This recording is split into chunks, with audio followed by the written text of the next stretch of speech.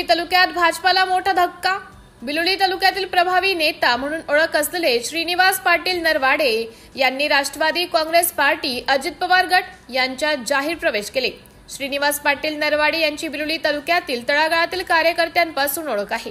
श्रीनिवास पाटील यांची भाजपमधील दिग्गज नेत्यांबरोबर काम करण्याचा अनुभव आहे, पण भाजपमध्ये बाहेरील पक्षातील लोकांना संधी देत असल्याने घरचाच नेता नाराज होत आहे, असे तरी नांदेड जिल्ह्यात तरी दिसून येत आहे। श्रीनिवास पाटील नरवाडे यांनी राष्ट्रवादी काँग्रेस पक्षात जाहीर प्रवेश करताना माननीय आमदार प्रताप पाटील चिखलीकर, व्यंकटराव पाटील गोरेगावकर, रवी पाटील खदगावकर तसेच बिलोली तालुक्यातील शेकडो कार्यकर्ते दिसून आले। सिटी इंडिया न्यूज साठी प्रतिनिधी जयप्रकाश गोंशेटवाड।